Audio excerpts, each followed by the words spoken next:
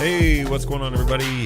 Hopefully you are doing well. Thanks for stopping on by. My name is Jono Canute. That's what I go by these days because my other tag has been retired. Hopefully you are well. We've got a lot to kind of go over, and yeah, I was trying to think through yesterday and today what it was that I wanted to necessarily talk about, and I should do my due diligence here and double check my stream just to make sure that you can hear me just fine. Chime in on the chat just to give me your 2 cents as to how it sounds on your end before I really kind of get underway. I hate that when you are live on YouTube and you go to the YouTube app, it doesn't show you your stream first. Like, why would I be live on YouTube and then not, be wanting to look on my phone on someone else's show? I don't know, maybe. Anyways, I can hear myself. That's good. So I'm going to put that on the charger and leave that up as my monitor. I really wish also there was a way that you could enable audio bars on YouTube somehow so that you could see the audio level coming through, but all in good time. So one of these days, right? One of these days they'll think of all the things that we need as streamers to hear things. What's going on, Angus? Good morning. Thank you for checking in. It's a tad bit quiet, but clean. Okay, so it's clean. That's good.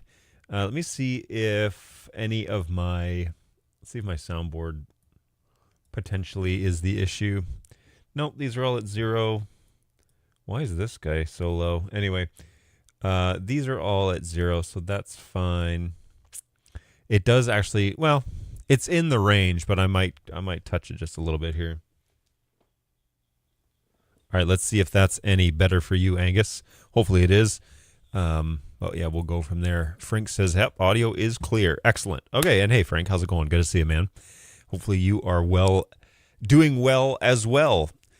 Some big news out of your bird dog world over there with the announcement of Pod finally being released, and also, so basically a full camera line has just been launched, which I'm fully expecting to see in full swing at NAB. And then your converter's got a big upgrade, right? So, or I'm sorry, well, the 4K line got a big upgrade. So that's pretty exciting stuff. That's and of course the keyboard, but that's been announced since early in January. So we're looking forward to seeing those things. And today's non-sponsor has arrived in good fashion, keeping your coffee hot and your creamer curdled. It's Ember Mugs. Yeah, can't speak highly enough of Ember Mugs, other than this battery is about to die, and I don't think there's a replacement battery option, which is kind of stinks, but it is what it is. I've gotten several good years out of it. For almost 2 years, not in a row, but for almost 2 years, it sat basically, not doing anything. So that says something about my coffee habits. But now that I have an office upstairs and a show and all that, I put that downstairs in the kitchen on the charger next to the coffee pot. And then when it's time to do a show, it's right there ready to go. It's fully charged, and it'll be good for about an hour. I do know that the battery dies very fast if you're trying to heat up something. So I had like lukewarm tea the other day, and it was 90 degrees, and I wanted to go to 125, and that battery was dead in 15 minutes. So, whoops a daisy. Anyway, yeah, it's not a deal breaker, but it was unfortunate. Frank says, yeah, and we're not done yet. Yes, I suspect you won't be done yet. The rumor mill, of course, has been that BirdDog has not abandoned full NDI. And so, quite frankly, we're all kind of expecting to find out what that means. But they may abandon full NDI. You know, with HX3, I have yet to hear a use case for full NDI. So it may have, the technology may have progressed in such a way where you no longer need full fat bandwidth because latency and quality are pretty much uncompromised. To varying degrees, but it's nice to have the dial where full NDI was basically just fire hose on all the time until you turn it off, literally turn off the camera. So all in good time. Pretty excited about that. Another thing I'm super excited about, just as I'm glancing about here, is I cleaned my desk off, and man, it is a big difference. Feels like I can get some work done. Now, I cleaned it off, but it's all sitting over there right now. So I got to go through it. I got to sort it, finish that out. And we're in the process of finishing this bonus room for the time being, meaning we're going to get some storage items and things up on the walls and make it actually look like we live here. So this room is being worked on. My kids and wife have been home for 2 days straight on a snow day. And so yesterday it was announced on Monday that snow and ice was coming to Tennessee. And in Tennessee, they don't have any snow removal equipment, no salt, no sand. They have table salt, but that's not really the same thing. So they don't really have any salt or sand, and everything's covered in snow. And only a little bit, but that's enough to shut it all down, which is fine. We knew that moving down here. I didn't bring any snow removal equipment other than a shovel, and I have not shoveled out the house yet. I should probably do that this afternoon. But they don't have any salt, and so the roads are all ice right now. And yesterday they canceled. On Monday they canceled for Tuesday. I'm sorry, today's Thursday. On Tuesday they canceled for Wednesday, well in advance. This morning they canceled at like the 11th hour and sent out a message about 6:30 a.m. that, okay, roads are still closed. Roads are still bad, so we're going to keep it closed. And that was fine by my wife and kids. They're happy to be home, having another stay-home day and just kind of getting some work done around the house. So it's nice to have them here. It's a different vibe in the house. And thankfully this week, I don't have the rush like I normally do Thursday and Friday, because our minister is out of town, out of the country. He is in Tanzania right now. And if you follow Our Safe Harbor on Facebook or YouTube, I posted a video there yesterday of him talking about what it is that he's doing. And so if you haven't seen that or check that out, check out Our Safe Harbor Church. We're in Brentwood, Tennessee right now. And there's a video up there, Patrick's face, and then the thumbnail on YouTube is a guy named Epaphras who's speaking. He's in like a tan shirt, his hands up in the air. That's the video I posted yesterday. Patrick just talking about what it is that he's doing over there. So kind of a cool thing going on where we're able to afford to send Patrick to Africa. And what we've done is we have pre-recorded his sermon for Sunday and last Sunday. But for this Sunday, we pre-recorded it. And I was able to build and pre-record the entire Sunday service and load it. We use Resi for our distribution. Many of you know and appreciate Resi. It's a fairly expensive service, but it is good for DVR, distribution, or generating RTMP streams, all that sort of good stuff, and getting it to our destination. So we just have to get it up to Resi, one stream up to Resi in high quality, and then Resi handles the rest. So interesting. We found out something about Resi, which I'll share with you in just a minute, but not about Resi actually, but about YouTube. But anyways, we pre-recorded the service for Sunday. And so normally today I would be building the entire show in ProPresenter and then getting it all loaded, getting all the videos done, rendered, compressed, yada, yada, yada, and then syncing them all over to Dropbox and then syncing them down to the soundstage and making sure it was all ready to go so that Friday, I'm not doing that last minute, but leaving the option open. Like if we got to change the plan or something, I've got a day to do it. So I don't work on Saturdays. I try really hard not to. And so because my family is usually home. Anyways, this week is kind of a different one for us because Patrick's out of town.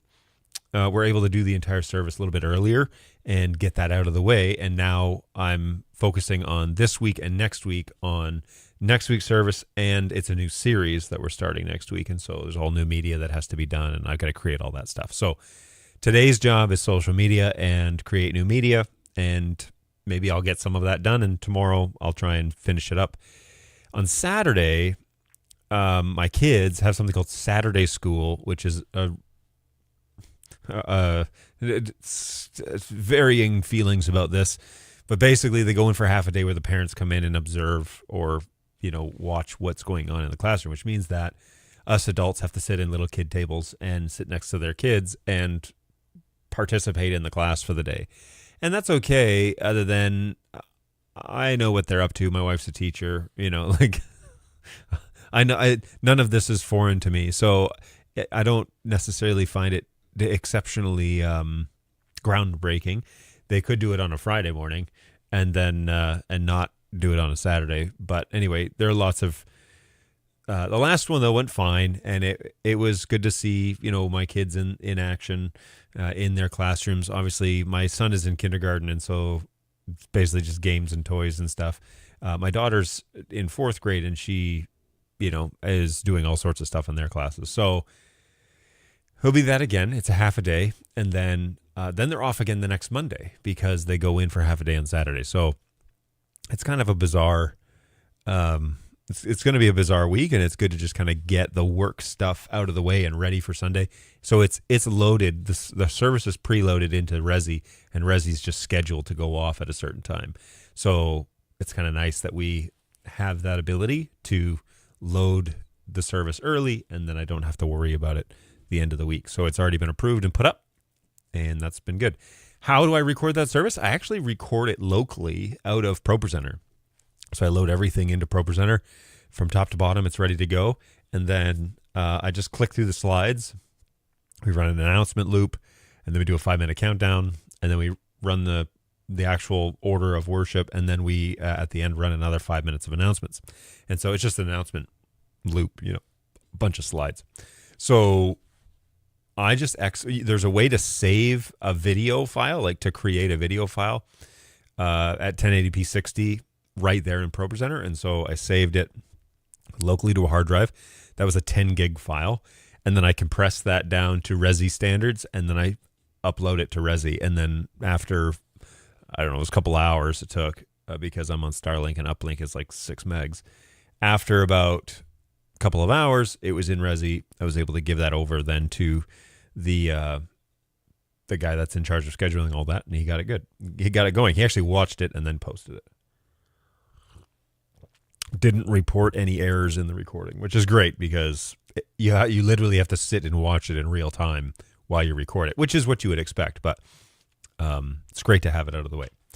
So something I found out about Resi, this is kind of like a little sidebar, but something I found out about Resi is Resi has built into it a couple of social media platforms. One of them is YouTube, one of them is Facebook. And we've noticed that we also send RTMP streams to X, okay, Twitter, and we send it to Rumble, and we send it to Vimeo. And they serve different various purposes, those recordings, but we send it to 5 different places every Sunday. And we were noticing on Facebook and YouTube that the quality of the stream was really not great. And those were the 2 social media options that Resi uses. And so we had those lit up or whatever. Well, we know that YouTube will accept an RTMP stream, just a straight one. So we decided let's send parallel streams, one to YouTube via social media button inside Resi and one via RTMP stream. We'll just make that one unlisted. And then we can compare the 2 recordings and see what they look like, because our suspicion is that YouTube, whatever Resi was doing, it was actually downgrading it and sending it to YouTube, and YouTube was looking kind of pixelated, whereas all of our RTMP streams were good to go. So we parallel sent them last week and did a live comparison while they were streaming. It doesn't make any difference. I was shocked, actually. I really thought that we were going to get a higher quality going to YouTube. But evidently something's happening on the YouTube side that is compressing that stream to be kind of soft. Everything. So what we notice on YouTube in particular is that it's okay. Like, it's not sharp, but it's okay. These are 4K. Oh no, they're 6K cameras. Now we're not sending 6K. We're sending 1080p 60, I think. But anyways, we're not sending a 6K or 4K signal, but we are sending a 1080 signal with a 6K sensor. And so that image should be crunchy. Like, it should be really sharp. And on Twitter and over on Rumble and on Vimeo, it's a very crisp, clean looking live stream. But on YouTube, they are doing some level of compression to where when you're watching it, it's about a 5-second interval where the image will be kind of clear but a bit soft, and then it will go very pixelated. And it will stay like that for about 5 seconds, and then it will switch back. And so it will do that on and off and on and off your entire live stream. And I don't know if that's the case here, because I'm actually streaming out of here at 1080, but my camera is only 720.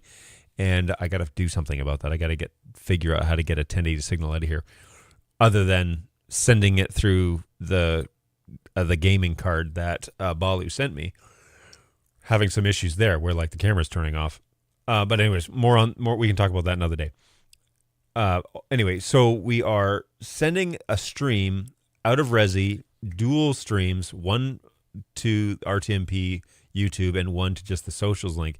And we find that they're about the same quality. Like, there's really no distinguishable difference. Even if you stats for nerds them, they look pretty much the same.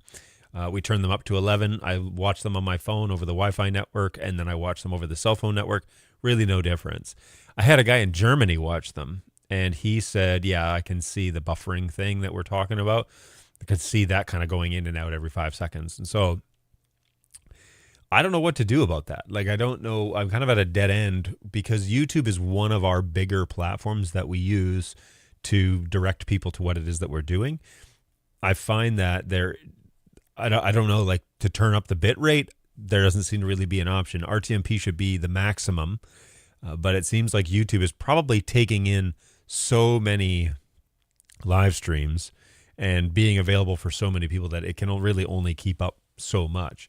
I am surprised, though, that we get a much better service out of X, a much better service out of Vimeo and Rumble, and they're obviously not the live streaming, like, that's not one of their major things, but it is a noticeably, to the naked eye, it's a noticeably better image. And so I find that fascinating. I'm not too sure what to do about YouTube. I'd like to make it as best it could be on YouTube, but so far I don't see a way to do that.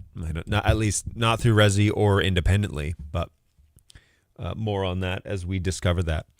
Okay, so today I wanted to carry on a conversation that we were having last week, mostly about recording. So many of you guys in the chat kind of tuned me into using an ATEM Extreme SDI ISO device. And this thing is really robust. And I was able to, let me actually pull it up here. ISO SDI, there we go. So I was able to really kind of do a bit of a deep dive into what options we would have with that device. And for $1,500, it makes probably the most sense to be able to record. I think I can't remember how many channels live input, switching, Switcher ISO means that you can individually record each of the 8 independent 3G SDI signals with 1080p 60, which is what we would want. So you could record 8 channels of SDI, 3G SDI at 1080p 60 with the ATEM Extreme. This is the Blackmagic Design ATEM SDI Extreme ISO switcher. The unfortunate thing about this is that would really be the only feature I would be using, and for $1,500, it actually probably makes the most sense. This would really be, though, the only feature that I would be using on this device, because I wouldn't be video switching out of it. I would be continuing to use my Constellation, which has all sorts of inputs and outputs. And that's really the bottleneck for what we have is the outputs, right? So on the ATEM, on this particular ATEM, they have, let's zoom in here. There's 4 outputs, and I use right now, I think I use like 10 or something like that. So certainly wouldn't be enough to move off of the Constellation onto this product. But for the ISO recording option, this would really be kind of the answer, because it would give me a physical recorder. I could plug in a hard drive and SSD to it and be able to record all 8 cameras or channels that I would want to record. What would be really neat about this is I could assign the outputs. I could even assign one of my program outputs into one of these channels and then record the program. Right now we're recording the program via a little Blackmagic monitor, and we're just hitting record every Sunday. But I would run that into channel 8, and then when I hit record all on the, on my X keys, then I would be able to record the program as well. And it's just a safeguard. It's just a backup in case something goes wrong. The other piece of this, like in case something goes wrong and I don't like the way that we video switched it, then I could have all the videos, or I could have perhaps something went wrong with the internet and it stopped working and we didn't go up to the cloud that day. We could basically render the final product off of the recording and upload it to the internet, and the whole thing would be up there within an hour of service ending. So another element of this that I really want is we do some music recording with my wife and a few very talented musicians around town, my wife included. And so we do some music stuff, recording various songs. And I would love to be able to record her on Sunday morning, but then also record without the lyrics on the screen, and also be able to record. Maybe I didn't like the way that I moved through the cameras on the Constellation. I would have all of the cameras here, that then I could drop those into DaVinci and color edit and do whatever and move the cameras as I saw fit. So that's another reason why I'd like to do something like this. I don't see anything else out there that does 8 channels, and correct me if I am wrong, because happy to look at it, happy to consider anything else that's out there, but I would love to be able to see this. Okay, so Steven says, oh, it's 8 ISOs plus program. Okay, but is that plus program my program from the Constellation, or is that plus program out of here? Because I wouldn't be switching off of this. But that's really good to know, especially if we take this on the road or something. That would be great. Hey, one of the shows that I do pretty much is what you're describing.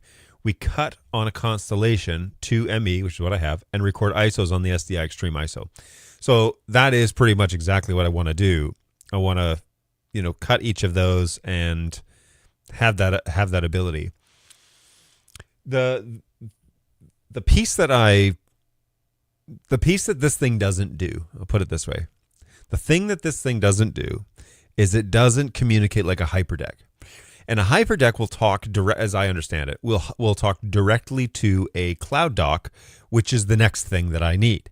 So a cloud dock is something that enables auto syncing of video files up to a cloud. And then if you have a cloud dock in your remote location, which would be this office, I could pull those files down from the cloud, from Dropbox, which is what we already have.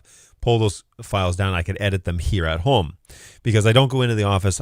There's no editing suite at the soundstage. None of that. It's all done pretty much remotely. And then Sunday mornings are done in Brentwood. We go to a stage, we record the thing, and then we go home. I need to expand the flexibility of my recordings, but I need to make them available here. And the difference between doing something like an ATEM Extreme ISO and doing a HYPERDECK is you don't have to disconnect the hard drives to make it happen. So, I had a discussion with a guy from Blackmagic, actually a former BirdDog employee, and he just said that, the HYPERDECKs will talk directly to the cloud dock, but the ATEM ISO won't. And so you would need to physically move the hard drive from the ATEM over to the cloud dock in order for that to sync correctly. Whereas if you had a HYPERDECK, you could it would do it as soon as the recording is done. It would sync them to the cloud automatically and send them over. And that is very desirable, mostly because I want to be able to tell people to go and record without me there. And then those files become available. So in the event that maybe I'm away or maybe I'm not available or whatever, well, they can still turn on the cameras, do a 4-camera shoot, and just hit record. And then as soon as they hit done, boom, I have access to all of that information. So as I understand it, and I'll get to the chat here in just a second, but as I understand it, the ATEM Extreme can't auto sync those files over to a cloud dock, whereas the HYPERDECKs can. And the HYPERDECK that was suggested to do multi-channel was the Blackmagic HYPERDECK Extreme 8K HDR, which is a little pricey, okay, but it can do 4 cameras and simultaneously, and has a fair bit of horsepower to do it.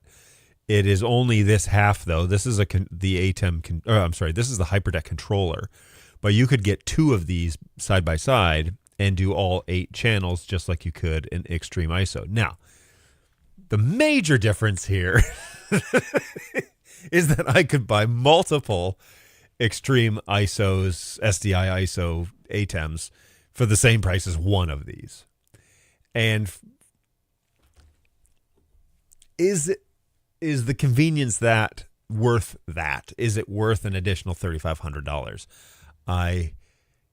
I don't think I could justify it. You know what I mean? Like, I don't think that I could do that. Okay, let's just jump over to the chat. I see you guys talking, so I'll follow up here with you guys. Plus program of the minis switch. So something to investigate. If you're using a switcher panel like ATEM Advanced panel, it should be able to control the mini and the Constellation. Okay, I'm not using a switcher panel, but that is very fascinating. I could look into that, which would duplicate the switched program on both and produce a Resolve Edit project of your show. I have not yet tested this. You don't have to disconnect the drives on this to access the files. They can do an SMB mount. You don't need any of the Blackmagic Cloud stuff. Set up a router on site with the Tailscale VPN, and you can directly mount ATEM's drives as a network share on Windows. Oh, interesting. Copy the files over the network. Yes, it'll take a while. But then you have direct access from anywhere. Holy doodles, that's expensive. Yes, it is. My solution is free or near free. I could easily program central control to duplicate the switching between any number of ATEMs. Interesting. Yeah, you could, couldn't you? I mean, X keys would do it as well. Basically duplicate the program. And so you run all channels.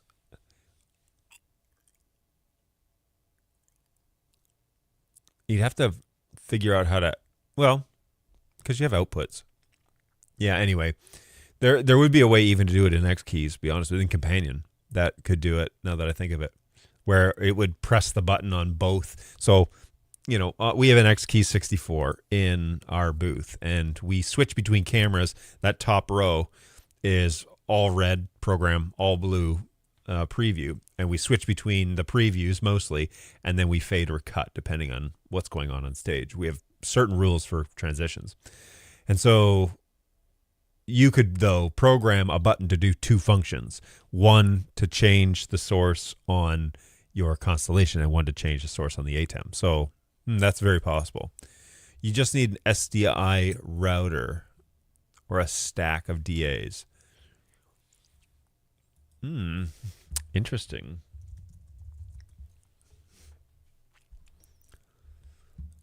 Zero latency video router. Zero latency video hub 10 by 10 latency video router. And this, okay, so Blackmagic makes this. Zero latency routing switcher. Supports up to DCI 4K 60 video. Combines SDI, HD, UHD, 4K, DCI. Support a mix of multiple video formats using the video hub. This advanced router provides 10 12G SDI inputs and 12 outputs for routing of any combination of SD, HD. Oh, yeah. Wait, what do we say? It provides 10 inputs and 10 outputs. Centralizes all your SDI cables in one hub, enabling you to connect to any video input on any video. Let's jump. Yeah, we use the Blackmagic 2020. Do you? How much is the 2020? Well, let's find out. 1010. That does look handy. 4040. My goodness. Okay, now 2020 is here. Okay, so 2400. It is so handy. Indeed. I can see the usefulness for this. 120 in and 120 out. That's insane. Okay, cool. All right, let me just pull up vMix here real quick, and I want to play this video. And your production with Blackmagic Design's all-new Video Hub 12G zero latency video routers. Customers can connect and route any combination of SD, HT, and Ultra HD on the same router at the same time, which means monitors can view any source in the studio. The built-in front control panel lets customers route video, so they get the perfect solution for live production racks that don't have the space for extra hardware panels. The front panel features a spin knob for browsing, direct entry buttons for speed, and an LCD for displaying labels. The LCD can display live video and also has menus so customers can change router settings. The new Video Hub routers are available in 10x10, 20x20, and 40x40 models, and each model features advanced 12G SDI connections, which are multi-rate, so they support any SD, HD, and Ultra HD video format up to 2160p60. Blackmagic Design's new Video Hub 12G routers have a plethora of other features that can enhance your workflow and upgrade your studio. To learn more about how Blackmagic Design can help bring your production to the next level, check out onesourcevideo.com or visit your local reseller for more information. What I'd really like to see, though, is... I'll be the first to review it. Hi, I'm Grant from Blackmagic Design. Hi, I wanted Grant. to give you a very quick update on what we'll have for NAB this year. Now, most of the new products are still a work in progress, but we'll be demonstrating them at the show. And there's a lot to talk about, so let's get started. Now, a few days ago, we launched some new Video Hub routers. We couldn't really build the old ones anymore. We had some parts issues with the older models. Plus, we'd have to redesign the old models. And it was a big change, actually, to an old design. We're already working on new models, so what we did is we focused on that instead. There was also a lot of improvements we wanted to do in new models if we were going to do new models. From the previous video, agreed. Grant's a little bit easier to listen to. We wanted better buttons, buttons that could be custom labeled. So we've done that. Now the new models are so much nicer. There's 3 models in the family, as you can see here. There's a 10x10, a 20x20, and a big 40x40 model. Now they're all 12G SDI. They can all do SD, HD, and Ultra HD formats on the same router at the same time. The industrial design is so much better. They have a machine metal spin knob now. It even has a clutch in it, so it stops at the end of the list. So you can use it to scroll through the inputs or the outputs. It also allows scrolling through menus, so you can change settings. Even the clutch works in the menus as well, which is really nice. Now the buttons on the front panel can have custom labels now. The button cap just pops off and you can change the label. We put some example labels on the front, but you can change that. Now the router fascia is also polycarbonate, so it's lighter, but it's a more consistent color and texture with other Blackmagic equipment, so it matches other equipment. Even if you bought it at different times, they'll all match better in the rack. Like switches and routers are all using the similar polycarbonate front panels now. Now we've got 3 models actually in the rack over here, so let me show you how they work. I'll just come across it, you can pan over to here. Now what I've got in the rack here is I've got 4 HYPERDECK studios playing up, and they're looped up through each one of the video hubs into the top video hub here. And then the monitor 1 output on the top router is connected to this SmartView 4K. So let me show you quickly how to route video to the monitor. So my output is what I push first. Then I can scroll to monitor 1, what's already on monitor 1 there. And then I go to the source button, or the input button, and then I can scroll various sources. So when I've scrolled to deck 2, now if I push take, that's all it is. I can go back to 1, go to 3. So you can see it's all very easy. Now I can also use the buttons to do routing as well, and they're like shortcut buttons. So let me show you how that works. So in that case, all I do is go deck 2, and then take, or deck 3, take, deck 4, take. So you can see how easy that is. Now you can see how much faster the buttons are. They're really nice to use. Now you might have noticed that the router was using the take button. We've also changed how that works. You can now set it separately for each output. So for example, I could disable it for this monitor output, and then if you scroll the monitor sources, it would just change live. It's really good for monitoring. You don't have to push the take button all the time. You can just scroll sources. Now the new models also support the VideoHub protocol. So any custom automation will work. And it's a text-based protocol, so it's very easy to use. You can use like Telnet and learn how to use it. And also the routers support the VideoHub Master Control and the VideoHub Smart Control. Now I have a VideoHub Smart Control at the top here, so I can just push buttons to change the router output to the monitor. So this Master Control is set to output 1, so I can just change the buttons there. And you can see it changes instantly, and that's actually controlling the router because it's plugged, the Ethernet's plugged into it. So you can see the labels change over here as I do it. Now we also have an LCD on the front panel, and it handles menus, but we can also use it for visual routing because the panel's built into the router. This is where the LCD shows live video. And you can see on the 2020 router down here, you can see I've actually got the video router. You can see live video. So I can scroll sources, and you'll see it change. See? It's kind of cool. I've gone back to input 1, so it's the same. Now all the models can do visual routing, so it looks great on the big router here. And you can set that in the menu between if you want the menu display of labels or you want the visual router, and the labels down the bottom, they're smaller. So I think these are great new models. I'll just go back to the other side here. So the new Blackmagic VideoHub 10x10 12G model will be priced at $1,395. These are all US dollars. The 20x20 model will be priced at $2,395, and the large 40x40 model is $3,995. So that's actually cheaper than the old 12G model that we had.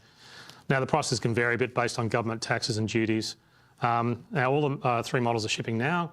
I think they're so much nicer than the old models. I really love the spin knob with the clutch. It's just so nice to use. It's really cool. Next we have some 2110 IP video products, starting with some new DeckLink cards. Now these are a little different. Okay. So, DeckLink's TV.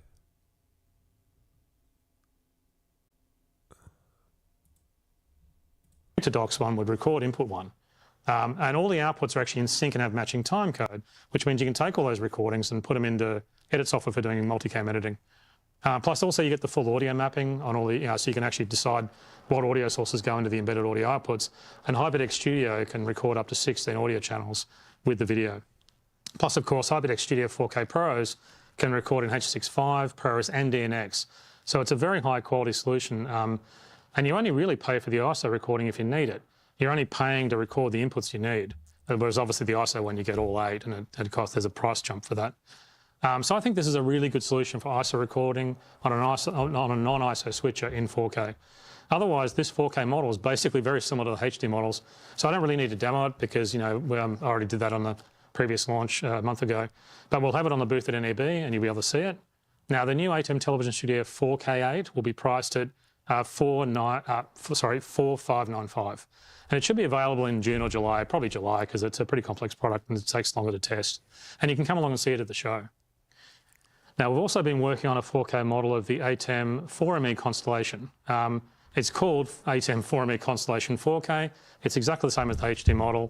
It's just now in Ultra HD. So it has 4 independent mix effects rows. It's got 40 12G SDI inputs. It supports HD and Ultra HD up to 2160p 60. All the inputs have standards converters. There's 24 12G SDI aux outputs. The USB webcam features is in there, like the HD models have. The USB webcam, it tricks a computer into thinking that the USB is a webcam, so you can stream into a computer. But it's down converted to HD. Most webcam software supports HD, so that's just HD. It's got 16 upstream advanced chroma keyers. Interesting. There's 4 per row. 4 per ME. It's got 4 downstream keyers. It's got 4 Ultra HD media players, and the media pool supports both stills and clips. It's got 2 SuperSource processors. Now each SuperSource processor is it's got 8 DVS across the 2 SuperSource processors.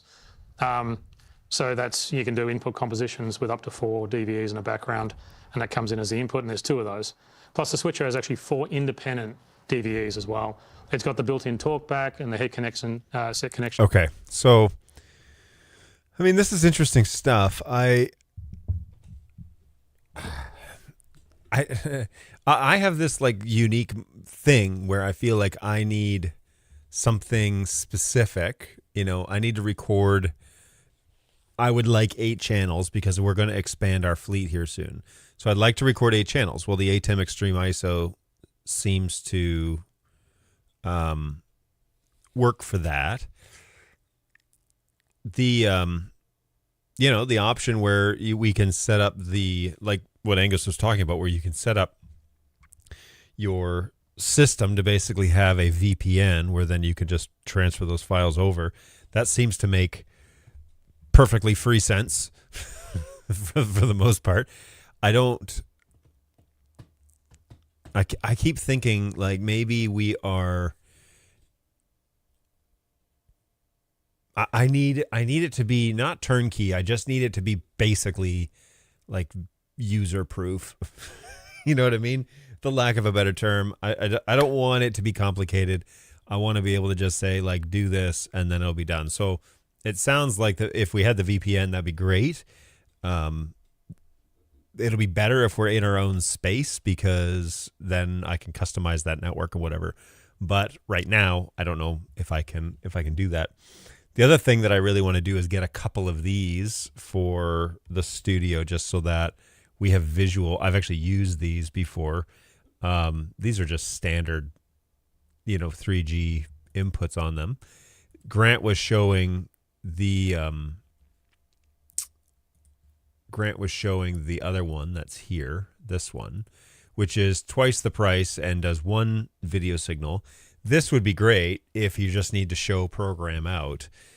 But for twice the price, I'd rather have 2 little smaller monitors that are watching my sources. And, for the same price of 1, I could buy 2 or almost 3. And I could put 1 on my side of the booth, 1 on the other side of the booth. And then I could put 1 out in there's going to be like a sound booth that's in the open area. So I'd rather buy 3 of these and install them in places where people can see the program. Does this allow you to do wave bars on screen? Because that would be really, really helpful. Hey, Chad, what's going on, man? Yes, you are unique, confirmed, just like everybody else. Oh. If your service is always at the same time, you can automate the record trigger on a schedule using Companion, can't you? Yes, you could. I believe that there is a timer function inside Companion that would allow you to do that. A couple of weeks ago, maybe it was last week, but a couple of weeks ago, I was trying to figure out a way to flash lights on a button for the feedback. And the suggestion was, you have to go in and create a loop. Well, for the life of me, I could not figure out how to create a loop. Chad, it may have been you. I couldn't create a loop, but I went into the triggers section and thought, man, wouldn't it make sense to set up a trigger that like the button gets pressed every second or every 2 seconds, and then every second have a command that's on and off, the feedback on and off, and delay the off by a second. So the command gets pressed every 2 seconds, and then it's on, and then it goes off after a second, and then it goes on, and then it goes on or off after a second, and into infinity. And then that function just follows the button around that you press, like the camera button that you pressed. So in my mind, it worked great. Companion would not do it. It would not. I was like, all right, well, I'm having an issue. Like, I'm trying to think through how to make it work. But the way that I had envisioned it working was not working. So Perfect for live production. Monitor everywhere. Good quality SDI monitoring is expensive. Blah, blah, blah, blah, blah. Wide SDI capability for 3G, right?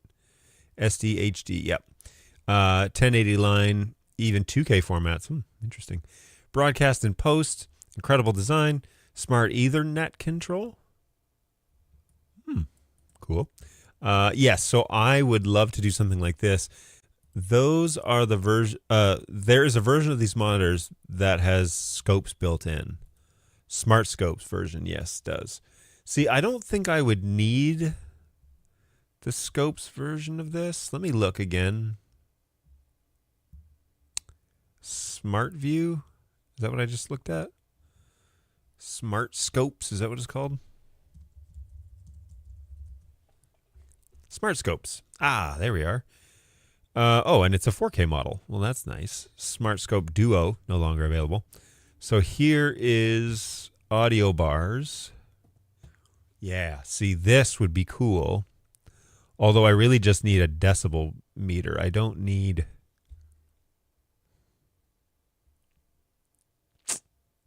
Oh, but you know what you could do?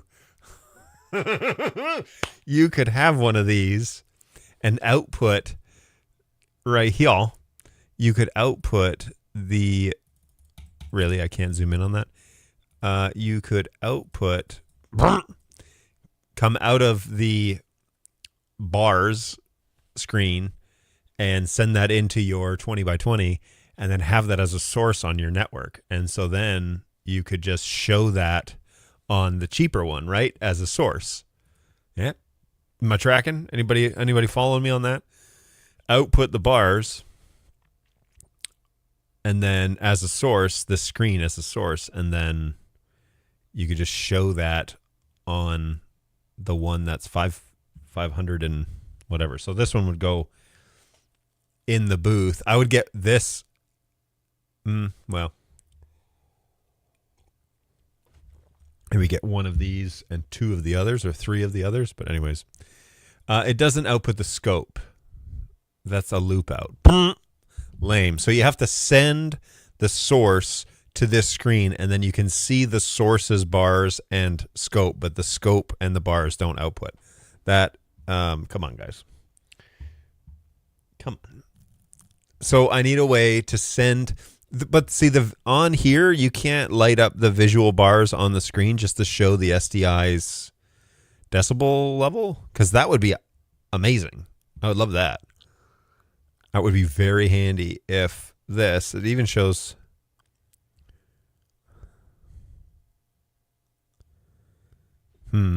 Certainly. Right? Come on. Specs. I don't want to take up a whole screen for the audio. I just want to see the audio on the screen. I mean, maybe it makes more sense just to get one of these or something, like something cheaper that includes the audio bars. Doesn't have to be Blackmagic. It's nice, but yep, loop only. Lame. I want that to be a video output. All right, well, whatever. Well, we can live with it. I think when we were at NAB in 2022, Miley had the cheaper one, this one. It was only $500 or something like that. But there's no buttons on this thing, right? So it's hard to even... How do you select the source? Do you have to do that on the network? Integrated tally. Let's go back here. Wide range of digital signals standard. Blah, blah, blah, blah, blah. Loop out BNC for screen configurations. Pace practical. Where is... Perfect for live production. Monitor everywhere. Good quality SDI. Oh, that's just a filler. Broadcast and post. Again, you would think that they would show the decibel bars on screen. This is a good price. Feel World. This is... Those are some big buttons. See, this one takes audio. These are HDMI inputs, not SDI. Is that what it says? HDMI LCD. Interesting. Well, anyway, yeah, seriously though, you would think that it would be able to see that. Multi-viewer on your Constellation should have the audio. Yes, it does. It does. Or have you never updated it? Yes, I have. That is one that I have kept up to date, and it's in good shape. But we've had the audio bars on that one. So here's the deal. Okay, I run the video side, and my sound engineer runs the sound side, and he likes to check where the audio levels are going out on the stream. So he checks on the multi-viewer window, and and fortunately I'm standing right next to him. Well, in the next build of what we're thinking, I'm not going to be in the same room as him. And so he's not going to be able to look at my monitor and see what it is that I'm seeing. So unless I send him the multi-viewer or I send him the program out or something with the bars, but unless I send him that source, he's not going to be able to see that information anymore. Now, one idea that I had was that maybe we would get him let's go back here to audio monitoring. Instead of all of that, we could get him a audio monitor that looks like this, and he could just install this in his booth, and then he could literally see the meters right there. And Grant had one there in that video. This is a really cool idea, because really it's the audio meters that he needs to see, and then we could just send program, to that little screen. And so that would be a really cool way for him to monitor the output of the show and even have a headphone jack. But for the most part, just watch the audio meters happen in real life. One of the best on-screen audio meters that I've ever seen is on the preview output of a Blackmagic Web Presenter HD. Just give him a multi-viewer. That's what we do. And I split the output. Interesting. There's an SDI version of that one too. I have one, or the monitor output of the HYPERDECK. He should be able to see what's going on. Anyways, I give my A1 a smart scope, and the video on the left, and audio scope on the right. I used to use one of the Blackmagic audio monitors. Not bad, but pretty pricey for a single-use device. Yeah, it's just nice and clean. It's a rack mount install. We could put it somewhere. How thick is this thing? Is it just a small guy, or is it, is it just like a little unit? Because you could get those little desktop, 3U things, and you could just pop this right in the middle and plug them into that. That would be really slick, really clean. And then he wouldn't even have to look up from his board to see the audio level going to the stream to verify, yep, that's what we're seeing. So, depending on how big it is, there's no top picture of this thing. Why not?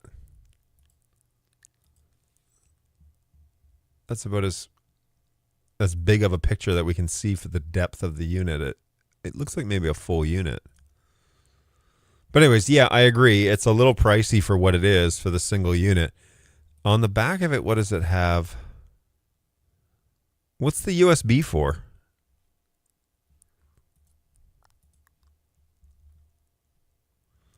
Monitor your audio.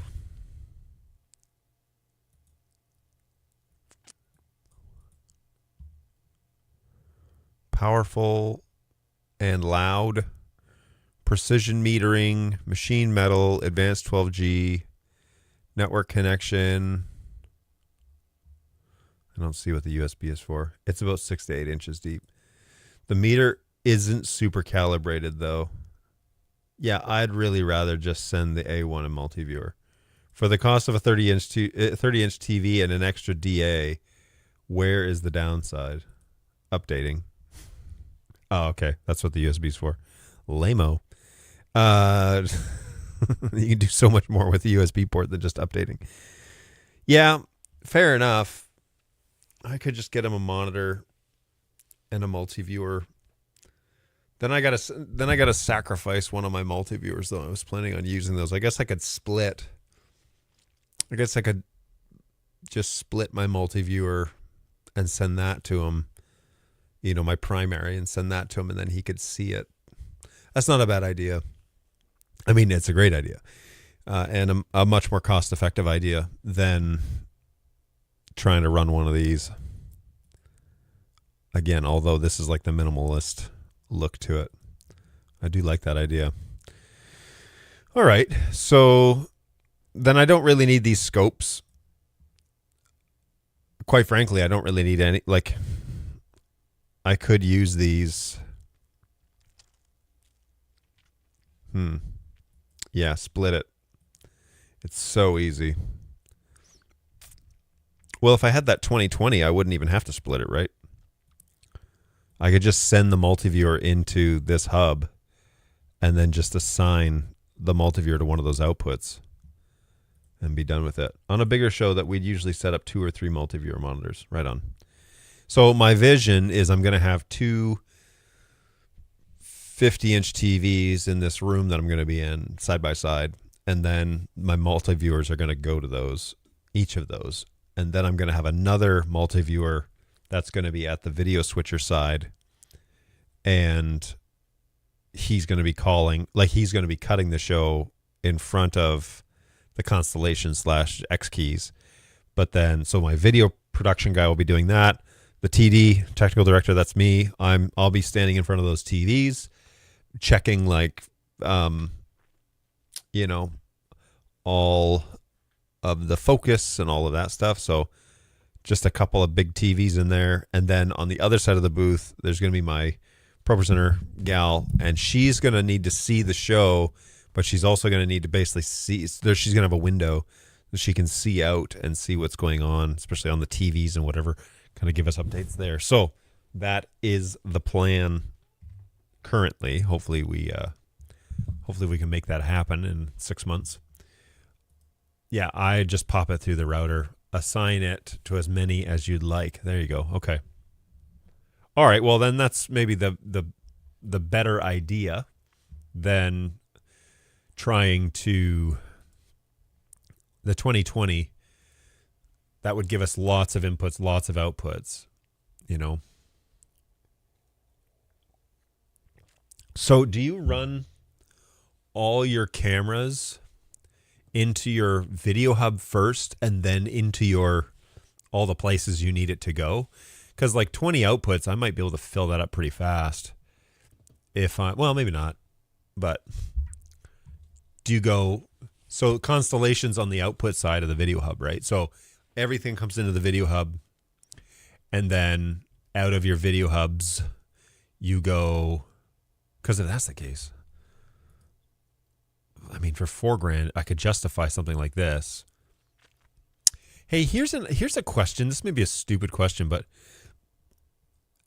how do you get your fingers how do you get those sausage fingers that every IT guy has in to turn those stinking SDI cables? Is there a tool that I don't know about that could help me do this? Because my golly, my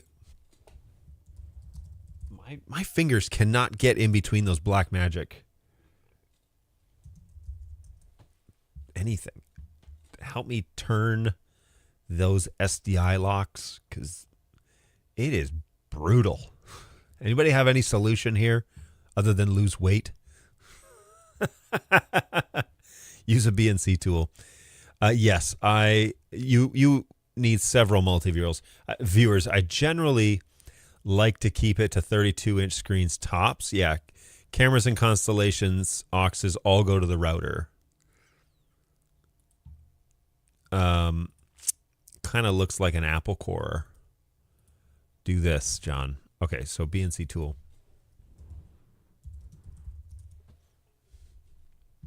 Oh, look at that. Man, that's fancy. I just want to buy one just for me. 8 inches or 12 inches, boys. Go big or go home for $2 more. Why not? Although, well, actually, yeah, because our cabinets are really deep. So, sorry, everybody. So this is what we're talking about.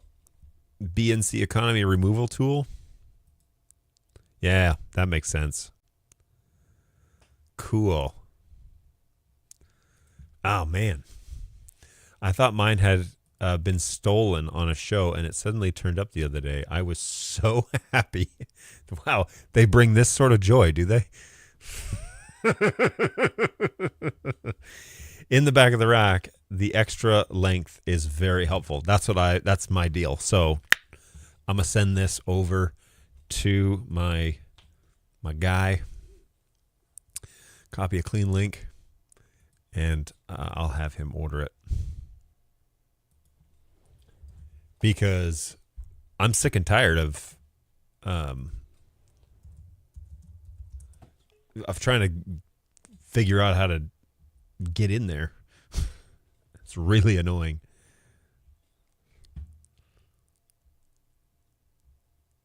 Okay.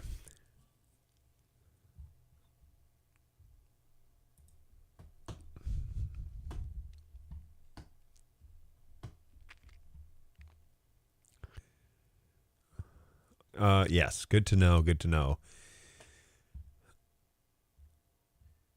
Seriously, I was like so confused. Like, how do people do this? I don't understand. I'm not I'm not a huge guy. My kids are screaming downstairs. It's all right. My wife's down there, so things should be okay. I'm not a big guy, so I don't know why this is so difficult. What? Get out of here. Paste. Oh, my goodness. I don't need to know what the shortcuts are. Thank you, Apple, or thank you, Microsoft, for copy, for teaching me the shortcuts for what it is. Use key shortcuts. It's so stupid. All right. I'll load that email so that it's ready to roll. But I'm definitely going to order that tool. If you say so, that will help me big time. Big time. Yep. Just buy 2 of them and put your name on them. I can't tell you how many times people have asked to use it. It's one of the most used tools in my show toolbox. Fascinating. Man, I'm so glad I said something because I was getting very annoyed. Yes, so let's pop back over to the video hub here real quick. You know, for a couple $1,000s, I think this would start us out well. But if you had to buy a second one, is there a convenient way to get them to talk together? Like, can you daisy them together or over the network maybe? How does that work? Because obviously if you're, especially outputs, that ends up being the thing, is you need lots of outputs. How are you, Angus, how are you going to monitors, by the way, since they're HDMI, more than likely? How are you going to monitors? Are you just using a Blackmagic SDI to HDMI converter, or do you have some other way of achieving that? Just because I'm curious. We are using our SDI to HDMI converters at our iMag screens, and they work really fast, really well, but they are also not super cheap. And so I would be curious to know if you have a different way of achieving that goal. Certainly latency is going to be a problem. Like, it's going to be a concern. And, you know, you can I like a cha-cha. SDI to HDMI. So these little guys at $70 a pop, not the end of the world. They're just annoying to have to buy a whole fleet of them for every monitor that you want to use, right? But this is what we use, and they work really well. I mean, the latency is indistinguishable from the on the iMag screens, which is impressive. Decimators, so many. Well, you're paying even more. MD to LX. MDLX is the most affordable option. Oh, $100. Oh, that is affordable. Temporarily out of stock. Fascinating. I thought these were like $250. But this is great. Man, I would buy a fleet of these. Just mount them to the back of the monitor, right? Just a little Velcro. Do they get hot? Do they get very warm or no?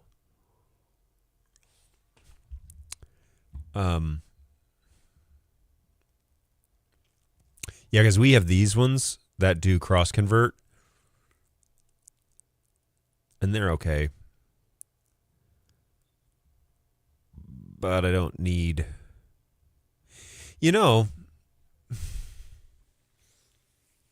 I'm just going to go down this rabbit hole for fun. All right, I want to leave that open. Let's open in a new tab. The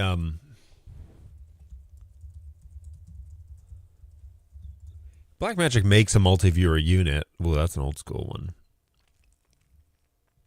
Right? Or maybe they don't anymore. I certainly haven't updated it. Blackmagic Design Multi-View.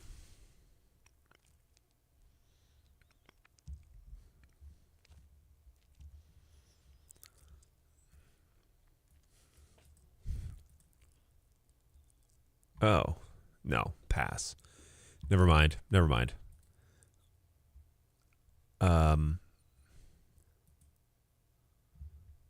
Nah, I'll just come out of the Constellation. The LX runs cool. The MDHXs are much more expensive. The major difference between the LX and the HXs. Let's just have a little look-see. LX. HX, yeah. Yeah, this is the one, because it does scaling, right? So that would make sense. But I don't need to scale anything. I just need this little guy. And then plug in your SDI. I love that it's bidirectional. It can't do it simultaneously, though, eh? Like you couldn't go in SDI, out HDMI, and then in HDMI, out SDI at the same time. No way. It wouldn't do it two ways, just one conversion at a time. HX is a scaler. The LX also doesn't reclock your signal, whereas the Blackmagic units do. Ah, interesting. A handy box to keep on hand is the LumenTech Easy HSV and the SHV. They have built-in scalers, and there's a teeny bit of latency added.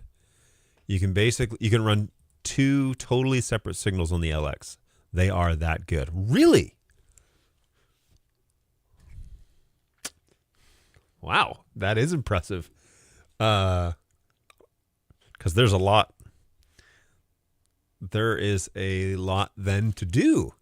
You could totally send the...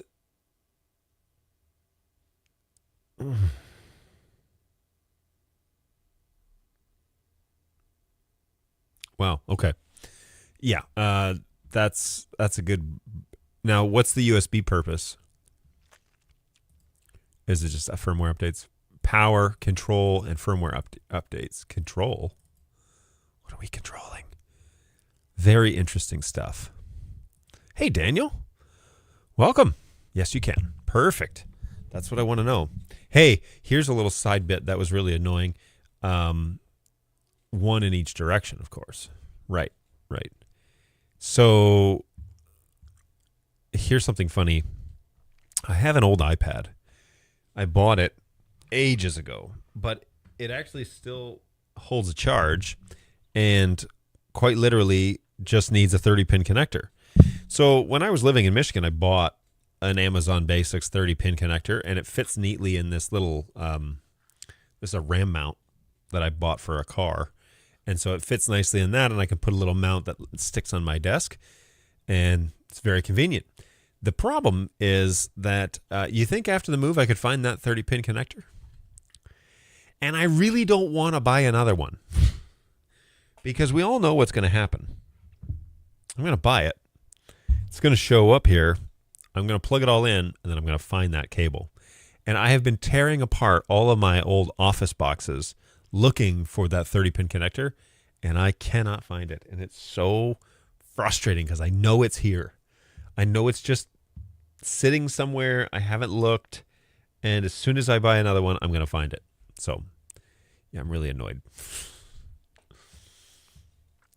Really, really annoyed. Hey, one HDMI to SDI and one SDI to HDMI. USB is for power and update and control. Disseminator is pretty good control software. Has pretty good control software. You can switch them between different colors, and then also HDMI and DVI. I just found my iPod 30-pin to composite video adapter. Well, there you go. See? What a day. Who knew that we would not be using 30 pins? And now it's supposed to be all USB-C, right? Is that what Apple's using now? Using that on my other iPad, which is iPad Pro. And with that, I bought a little adapter that I could plug an Ethernet cable into because I'm hardlined all the way through this house now, and because of my Mocha adapters. And so I have an 8-port switch that sits over there on the entertainment center, and I can literally plug a cable into it, and I get great internet speeds on my iPad. I don't have to rely on Wi-Fi or anything like that. I can have hardlined. And it does, so you can plug in a power supply to it, and you can plug in the Ethernet and like USBs and all sorts of stuff. But I have a little hub, and it's great because it'll charge the iPad. It will give me hardline internet, and my iPad prefers hardline, so it turns off the Wi-Fi when I plug it in. It's perfect. So big fan, big fan. Anyway, so this I'm going to add this to a list. Because, yeah, I definitely need to add to list. Put this down here. Where's my work list? There it is. Cool, cool, cool. Yeah, so this would be great. Just get little patch cables that they can convert it over to a monitor. Man, this is going to be such a cool setup. Yeah, this is going to be really neat. That's pretty neat. I'm pretty excited about that. So, man, Angus, you're full of great ideas. And Mocha adapters are excellent technology. I love them because it means that I have been able to get hardline internet upstairs. I have cables that run around this office that basically enable everything. I do need to do an overhaul on this desk. I'm thinking Sunday afternoon. Might end up doing an overhaul on this desk because the cables are just like out of control. So I need to do that because it is actually a standing desk. And so I could adjust if I ever wanted to stand at it, I would do that. But I was standing before the show, and now I'm sitting, mostly for the camera angle. Woo. I do so many different setups. I really keeps my brain sharp. Seriously. I mean, it keeps you in the game, right? Like constantly digging for what options are out there. And that is precisely kind of what it is that we're trying to search for and figure out how to do this. The whole house will be BNC other than at the monitors where they need to get converted. But yeah, these little MDLXs would be great. I love the smart scopes. Not even that. I could use the rack mountable ones. I'm trying to envision what my rack space is going to look like in my production booth because I definitely want it to, make sense, but also not just waste money for the sake of spending money. Hey, I have to head out in a few minutes, unfortunately. No worries. It's been an hour. It's been an hour and 15 minutes, so I appreciate you guys playing along. I should probably go downstairs as well because my family is home today, so I should probably hang out with them for a little bit before, probably quiet time at 1 o'clock and lunch and all that stuff. So gotta gotta get some FaceTime in before they go off. Some TVs deliver enough current on their USB ports to run disseminator MDLX. Interesting. Yeah, it needs to be 3 volts, right?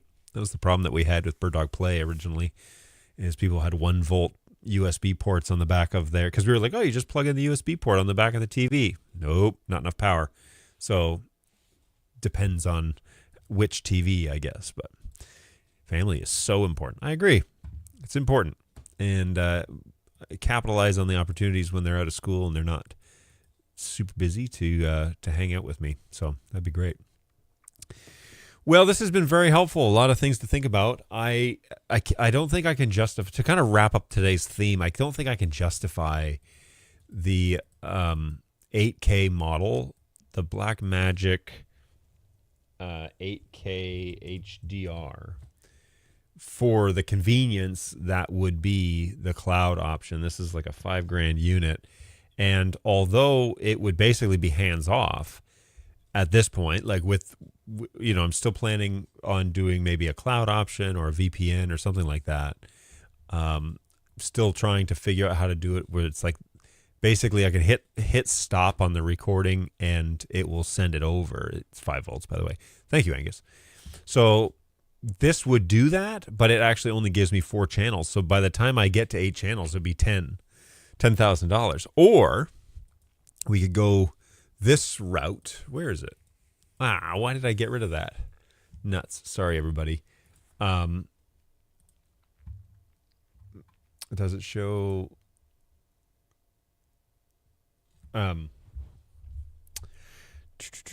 20 by 20 video router, video hub, and you go this route, and then all of your channels come in to this, and then all of your channels go out to all your various outputs. And so this would give you 20 outputs.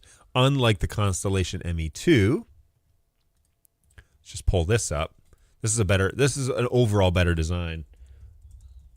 ME2.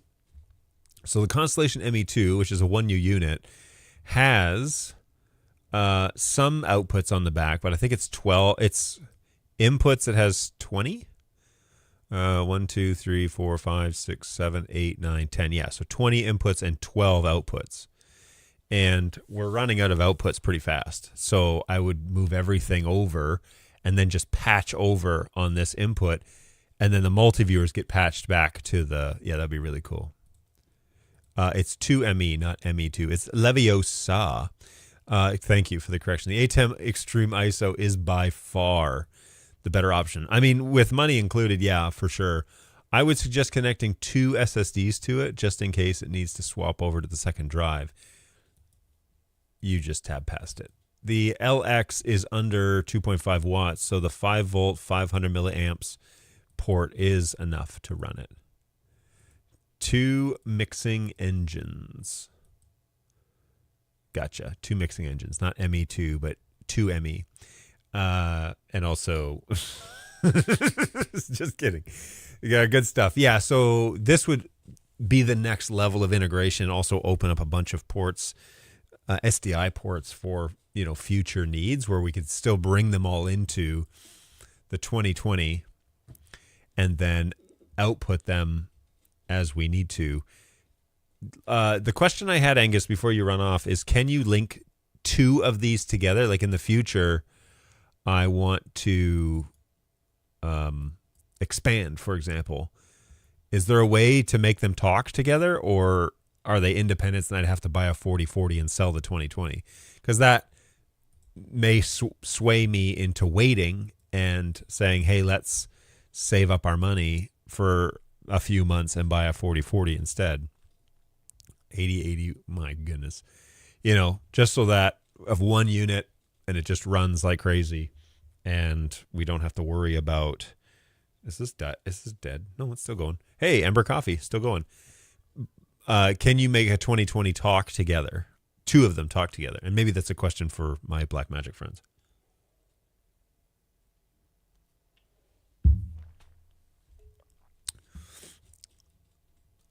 They are totally independent. They can't move that much data between the backplanes. Okay. So not that I ever think that I'm going to need 40 inputs or outputs at that point. I mean, 20 in, 20 out. Yeah. I mean, that might be real. And quite frankly, the 2 mixing engines constellation might actually, this guy here, like all of these outputs would essentially be removed because I would move them over to the video hub, right? Other than the program outputs. Yeah. The advantage being that it would be a true routing system, and this would be, yeah, okay. Man, it's hard though. It's hard to think. We are using almost 20 inputs at this point at soundstage, and we're almost close to maxing out the 12. You'd have to burn a port for every signal that you want to move between the routers. So if you want to link 2 of them and give yourself 4 signals, you'd have one 16 by 20 and one 20 by 16. Ah, I see. Yeah. Now that may not be worth it then. It's hard for me to think of a day where we would be maxed out 20, but I'm nervous of that happening. The 2020 and the 2ME constellation does well for our purposes. Okay, well, and maybe that's where I need to stop that thought process and say, hey, we probably should get a video router, a 2020 video router, and then go from there. ME is a mix effects bus, not a mix engine. Ah, yes. Okay, so there's some dispute now about why make an abbreviation if it could mean multiple things, right? There's always that danger. I guess I haven't had enough coffee yet. I just finished cup number 3 this morning, so we're going for it. I got 40 minutes left in the morning, so awesome. So I don't think I could justify going the 8K, HYPERDECK for the convenience of not having to touch the drives. However, moving a hard drive or 2 over to a cloud dock or lighting up a VPN is probably the sacrifice, the price sacrifice being willing to make in order for that to happen. Oh, one other last question I had about this Blackmagic Cloud. Cloud Dock 2. On the back of this thing, are there USB ports on the back of it? Just one? You see, that's not cool. Because I would like there to be 2. But there is a monitor out, which means that you could convert that then through the LX and get that monitoring data into your switching system, and you wouldn't have to burn a monitor on it just to see it. No, it's not a dispute. Steven's right. I'm an old school Sony switcher guy. They use the full term mix effect everywhere. It's drilled into my head. Yeah, with Tailscale, you wouldn't have to physically touch anything to do with the extreme ISO. Okay. Yeah, then that's a tempting solution. It really is. I'm going to make a note here to take a look at Tailscale VPNs and see what's required.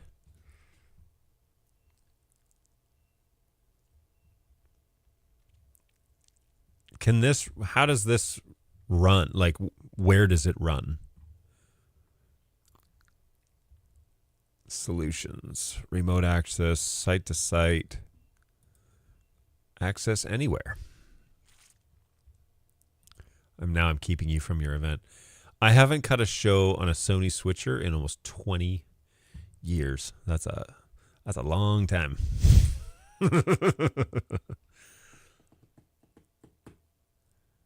Get started. It's free.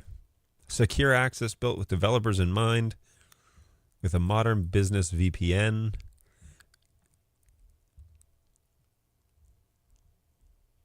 How it works. How Tailscale works. Our base layer is increasingly popular and excellent open source WireGuard package, specifically the user space Go variant WireGuard Go. WireGuard creates a set of extremely lightweight encrypted tunnels between your computer, VM, or container, which WireGuard calls an endpoint and we call a node, and any other nodes on your network. So let's clarify. Most of the time, VPN users, including WireGuard users, build a hub and spoke architecture where each client device, say a laptop, connects to a central concentrator or a VPN gateway. Boom, like this. This is the easiest way to set up WireGuard, which each node on the network needs to know the public key, the public IP address, the port number on each of the nodes and connect directly to. If you wanted to fully connect 10 nodes, then that would be 9 peer nodes that each node has to know about, or 90 separate tunnel endpoints. In a hub and spoke, you just have one central hub node and 9 outliers, which would be much simpler. The hub node usually has a static IP address and a hole poked in the firewall, so it's easy for everyone to find. And then it can accept incoming connections from nodes and other IP addresses, even if the nodes themselves are behind firewalls or are usually in the usual way of client server. Hub and spoke works well, but it has some downsides. The good old SCG 2550. Yeah, Tailscale is great. I run on most of my computers and all of my GL.iNet routers. Exactly, honestly, me neither. It's so great. It's so handy. Angus, you can't say enough good things about it, apparently. They have multiple offices. Here's an example. First of all, most modern companies don't use a single place they want to designate a hub. They have multiple offices, multiple cloud data centers or regions or VPCs, and so on. In traditional VPN setups, companies configure a single VPN concentrator and then set up secondary tunnels, often using IPsec, between locations. So remote users arrive at the VPN concentrator in one place and have their traffic forwarded to the final destination in another. This traditional setup is hard to scale. First of all, remote users might or might not be close to the VPN concentrator, and if they're far away, then they may incur high latency connections to it. Secondarily, the data centers that they want to reach might not be close to a VPN concentrator either. If that's far away, they might incur high latency again. Imagine this case with a worker in New York City trying to reach a server in New York, though the company's VPN concentrator or Beyond Corp proxy at their head office is in San Francisco. Not that I'm bitter. Luckily, WireGuard is different. Remember how we said that it creates a set of extremely lightweight tunnels above? Well, the tunnels are light enough that we can create a multi-hub setup without too much trouble. The only catch is that now each of the data centers needs a static IP address and an open firewall port and a set of WireGuard keys. When we add a new user, we'll have to distribute the new keys to all 5 servers. And when we add a new server, we'll have to distribute its keys to each user. But we can do it, right? It's only like 5 times as much work for one hub, which is not really that much work. So, mesh networks. That's hub and spoke networks. And now they're not too hard to set up with WireGuard, although they're a bit tedious. And we haven't really talked about safe practices for key management yet. See below. Still, there's something fundamentally awkward about hub and spoke. They don't let our individual nodes talk to each other. If you're old, like me, you remember when computers could just exchange files directly without going to the cloud and back. That was how the internet all used to work, believe it or not. Sadly, developers have stopped building peer-to-peer apps because the modern internet architecture has evolved, almost by accident, entirely into this kind of hub and spoke design, usually with the major cloud providers in the center charging rent. Remember those extremely lightweight WireGuard tunnels? Well, wouldn't it be nice if you could directly connect all the nodes on all of the other nodes? That's called a mesh network. That would be very elegant. At least it would let your design elegant peer-to-peer. It would let your design elegant peer-to-peer apps, but it would be tricky. As mentioned above, a 10-node network would require 10 times 9 equals 90 WireGuard tunnel endpoints configurations. Every node would need to know its own key plus 9 more. And each node would have to be updated every time you rotate the key or add a user. And the nodes would all have to find each other somehow. User devices rarely have static IP addresses and reconnect whenever one of them moves around. Plus, you can't really easily open a firewall port for every single node to allow incoming connections in, say, a cafe, a hotel, an airport. And then after you've done all that, if your company has compliance requirements, you need to be able to somehow block and audit traffic between all the nodes, even though it's no longer all going through a central location that you can clamp down. Tailscale makes all of that work too. So let's talk about how. This is where things get a bit hairy. Okay, so we've made it this far. We got WireGuard connecting. You've got it connecting to multiple things at a time. We've marveled at the unparalleled reliability and efficiency. Great. And now we want to build a mesh network, everything connected to everything else. At the moment, for those firewalls and dynamic IP addresses that are tricky, so let's leave them aside for the moment. We can handle that. For now, pretend that the whole world uses static IP address. Dare we say IPv6? And that firewalls don't exist, or that it's easy to open ports. How do we get all of the WireGuard encryption keys, a simplified and a more secure form of certificates, onto every device? For that, we can use open source Tailnode software. It talks to what we call a coordination server, in our case, login.tailscale.com, essentially a shared Dropbox for public keys. Hold on. Are we back to spoke and wheel again? Well, not exactly. The so-called control plane is hub and spoke, but that doesn't matter because it carries virtually no traffic. It just exchanges a few tiny encryption keys and set policies. The data plane is a mesh. Okay, I could keep reading this, but I'm sure all of you are gone. This is really cool, though.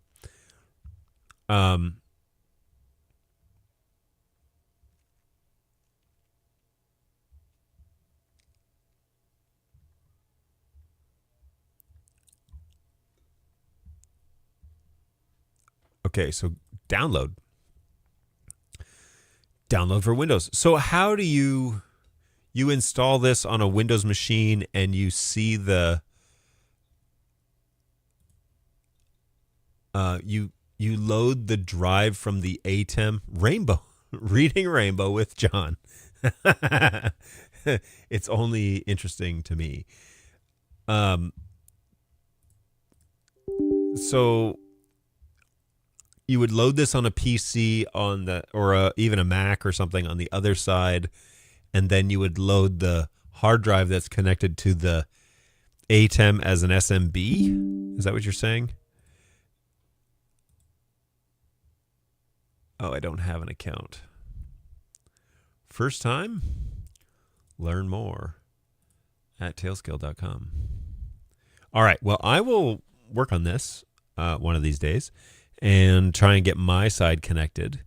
And then if I understand it well enough, I can get the other side connected because I can just remote into those machines and maybe see if I can send and receive files. Because if that's the case, then yes, then that would be far easier and no need to even buy a cloud dock or anything like that.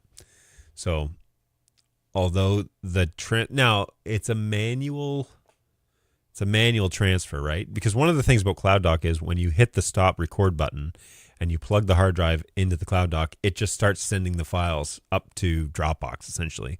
And then once those files appear up in the cloud, my cloud dock would start pulling those down. It would be a one-way transfer street. And once I update my internet to AT&T, that should be actually relatively quick. So that's one of the things that I'd be very interested in. Instead of doing manual transfers and pulling files over, I really just want to sit down on Monday morning and the files be here. That's what I want. So there's probably a way to automate it, but as of today, maybe not. But this is a cool idea regardless, and I will definitely have a little look-see at that. Okay, I'm on my way out the door. I can't answer in full detail, but yes, right on. Appreciate it, man. Thank you so much, and I will wrap this up, guys, because it is now 11:30. We're into an hour and a half. Join me next week. You may have seen me have a false start this morning over on YouTube. Next week, we're going to talk about email hosting services. I used to be a G Suite guy back then. Now it's Google workspaces. And then when I worked for university, we were G Suite. The whole thing was Google, and we were turning on and turning off accounts fairly frequently. And then when I moved to BirdDog, we were G Suite, and I stepped right into that as their admin. That was really easy for me. I cleaned up a lot of, like, they were lighting up full-on user accounts to do, like groups. So instead, we moved those to actual groups where people would get emails, like go to helpdesk at birddog.tv, and those would just get redirected to our helpdesk system. I didn't have to turn on an email account for that or anything like that. I was able to properly do the routing. And so that was really convenient. And then we moved over to Microsoft, and boy, I hated Microsoft 365. That was not fun. And so I did the migration, and I kept it fairly clean. I don't know who's managing that now, but it worked pretty well. And then I came over to Safe Harbor, and we're also a 365 camp. However, we are hosted by someone else who kind of helps us do that and donates that space. And so that's been very kind and generous. However, we need to get on our own domain, which we would keep the same. We'd migrate over, and migrating from Exchange to Google seems to be thought out fairly well. And so that might happen, but I haven't looked at G Suite's, Google workspaces in a long time. And I haven't really done any administration of Microsoft Teams in the past 2 years, essentially, maybe a year and a half. And so I'm interested to hearing your thoughts. Bring them next week. We will chat about all of that and a bunch of other things. I'll let you know what progression of the conversation I get to with my team about the Blackmagic stuff. And also, last but not least, if you tuned into the GOATs show yesterday, Tom Sinclair, he announced that he would not be joining us at NAB this year, which is brutal for NAB, because Tom Sinclair is one of the guys that everyone knows in this space, in the streaming space, in the NDI world, in the vMix world, in the Streaming Idiots world. And so it is going to be a bummer that he's not going to be there. So something I asked him on his show yesterday, kind of in the pre-show, I said, look, I'm planning on doing some stuff from the floor. What do you want to see? And so he rhymed off a half a dozen booths that he'd like to know what they're doing. And maybe me and my coworker can make that happen. So hopefully I'll be able to do some recording from the floor at NAB and upload those in the evening when I get back to my room. We are going to stay close to the convention hall, and I'll spend a few days there. I won't have to miss a show because we're going to come back. We're going to leave on a Saturday and come back on Tuesday night. And so I will hit the ground running and be there. I don't think I can live stream from the floor, although that would be a lot of fun. I just don't have that ability. So I'm not going to plan on that, but I will upload videos while I'm there. And then, of course, I'll have content to talk about when I get back. So unfortunately, Tom's not going. I would have loved to meet up with him and just even have a sit-down and 15-minute conversation with him in person. It's a bummer that he won't be there, but whatever he's got going on needs some attention. So maybe the stars will align and he'll get to go. But if not, I'll try and cover some things on the floor, and we'll make the most of it. So that was yesterday's discovery. You better believe I'm going to be hanging out at the Blackmagic booth. I'm going to go by the BirdDog booth. I'm going to be headed over to Canon's booth. I'm going to be checking out. I'm hoping to run into the office hours guys, but we'll see. We'll see if they're around, and anybody else is at the show. So yeah, looking forward. I don't know if the stream dudes go to it or not, but it'd be great if they had a booth. Oh, X Keys, of course. Now, I found out yesterday on Tom's show that several of the main X Keys employees are no longer at X Keys, which is, I didn't know when that changed, but that's a bummer. And yeah, so anyway, some new faces there. Oh, of course, vMix, so we need to check out them and see how they're doing. So yes, there will be a lot of things to cover. We will be there for 2.5 days, and so hopefully that will be enough to kind of take in the majority of the show. I need to go to the floor plan, actually plan my show out now that I am registered, ready to go. And yeah, looking forward to doing that. So it'll be a great trip. Anyways, that's coming up in April. That'll be something to look forward to next week. Join us here. We're going to talk about we're going to talk about jumping domains, either back to G Suite or sticking with Teams 365. But who knows? Who knows? Hey, there's a 30% chance that I'll be at NAB this year. We'll let you know. Excellent. I would love to shake hands with you. Anybody that's going, let me know if you're going to be there. It'd be great to run into you and get to just have a chat. So always a pleasure. And thank you, everybody, for hanging out with me today. Always fun. I'm going to go downstairs and grab more coffee and see how my family's doing. They're in today because of a snow day. So that'll be a lot of fun to get to spend some time with them today. And I need to get some things done around this room today. So that'll be the plan. My desk is clear. Feels great. It's a new energy here in the office. So maybe I'll get some work done. Hey, cheers, John. I'll be away next Thursday. I'll catch you in 2 weeks. Sounds good, Stephen. Whenever you can be here is a pleasure, man. Thank you for spending time with us today. You too, Angus, and anybody else that's been in the chat. It's mostly been those two today. Oh, Daniel, you were there at one point. So great to see you guys. Thank you for hanging out with me. Always a pleasure. And we'll catch you guys in the next one. All right. We'll see you next week. Bye, guys.